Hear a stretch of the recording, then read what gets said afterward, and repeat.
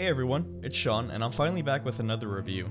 You've been asking for another, so here it is. Before the actual video, I do have an announcement. I will definitely be upgrading my CPU this month or in February. It'll 100% be an Intel CPU as I've already ordered the motherboard, and it's just a matter of picking the CPU itself.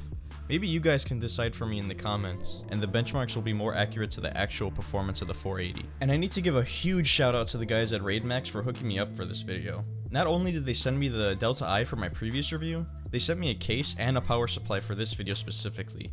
I'll do an unboxing and a quick overview of the power supply in the video, along with a normal case review. A specific shout out goes out to Paul over at Raidmax, who has been the person I've mainly been talking to for a few months now. He's really helpful, and he's the one who's hooked me up with everything. So if you're watching this, thanks Paul.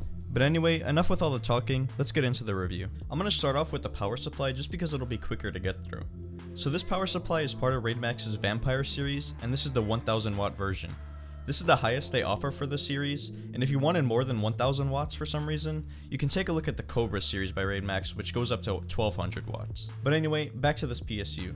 It comes in a fairly sleek box. It shows the available cords that the PSU has on one side of the box, and on the back you can see the specifications of the PSU itself, and all the different voltages. It also shows the different voltages for each iteration of the PSU, like the 1000 watt, 900 watt, 800 watt, and the 700 watt. Going inside the box itself, it is split up into two sections, one that houses the different cables for the power supply since it is modular, and the other holds the power supply itself and the power cord. The power supply is semi-modular, so it already has a 24-pin and 8-pin CPU cord attached to it, and these are required when building a PC, so it really doesn't matter. I like that these are the only two cords that aren't removable because it lets you only connect the cords that you need afterwards.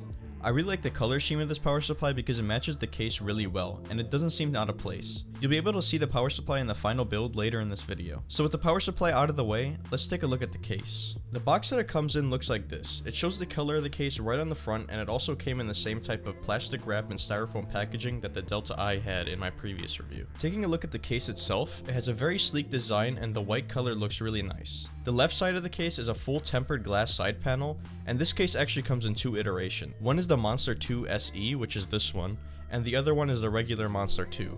The difference between them is the glass side panel, which is actually much smaller on the regular Monster 2. Now this case comes in two colors, white, which is this one, and black. I personally like the white one more just because it fits in with the style of the other things on my desk, but the black looks just as sleek. The front of the case is a fully vented panel and it looks really nice. You can actually see the outline of two pieces on it. These are the spots for any CD drives you may have. You can remove them both, as you'll see in a second. The panel is easy to remove, you just grab the bottom and pull. Behind the panel is a dust filter that can easily pop off and be cleaned. And here's the panel with the two pieces popped off. They come off and go back in fairly easily. The top of the panel has a nice design which has two parts that jut out, and they are actually a mirror of the bottom. One of these parts of course houses the power button, reset button, microphone and headphone jack, and two USB 3 ports. This top part is also removable, and you need to actually remove the front panel first, and all you do is push on the back and it'll pop off. Under the top is a dust filter that you can remove and clean as well. This is also where all the cords needed to hook up the power button and things are. The back is like most other cases. There's a spot for the I/O shield and a 120mm fan, and there's also 7 expansion slots that you can punch out to fit a graphics card, a sound card, or really anything that uses the PCI slots. The left side of the case is dedicated to the full tempered glass panel.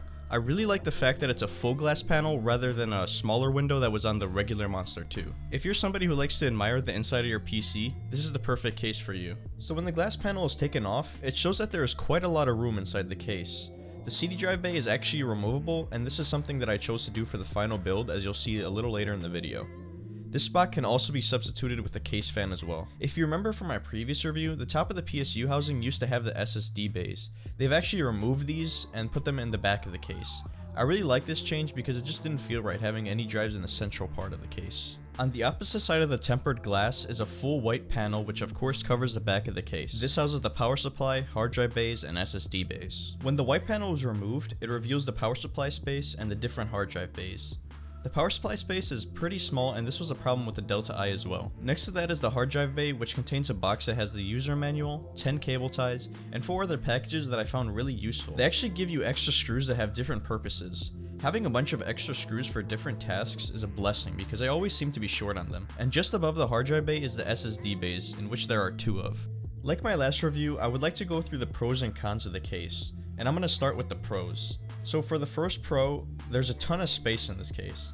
It helps when working with a lot of big parts and you need the extra breathing room to be able to fit everything. The second pro is the design. The design is very simplistic and the tempered glass side panel is amazing. And then the next pro is the CD drive bays. These aren't always included in cases nowadays, so it's nice to see them on this one. I don't use them myself, but it could be useful to other people. So for the final pro, the PSU is hidden. A lot of cases are starting to do this now where they have a shroud that covers the PSU so it isn't showing, and I love this because it hides the jungle of wires that is in back of the PC. And now onto the cons, which there's only one of. So for the only con is the PSU space. The power supply space is pretty small, so it makes it kinda hard to work in, and this was a problem on the Raidmax Delta I as well. And of course, this was the only con, so that wraps it up for the pros and cons. Overall, this is a very nice ATX case, and I can see myself having it as my primary case. Once again, a huge thank you to Paul and Raidmax for hooking me up with the case and its power supply. I have links to each one at the top of the description as usual, and I don't believe the case is out yet, so I will update the description with the link when it's available. For now, I have a link to the website for it in case you want to look at it yourself. Like I said at the beginning, I will be upgrading my CPU sometime this month or the next, so hopefully you enjoy the upcoming benchmarks. As I mentioned before, I want to show the case when it's fully built and turned on, so here it is. I haven't installed all my case fans yet as I don't need them right now, but I will definitely add one to the back. The blue LED fan that you see is one of the stock fans that come pre-installed in the case. In my opinion, these fans are really nice and they give you 2 of them. And also here's how the power supply looks when it's seated in the case. As I said, it fits very well with the theme of the case. With the PC build out of the way, that pretty much wraps up the video. I will have more reviews coming in the future, so stay tuned for those. I hope you guys liked this review, and I'll see you in the next one.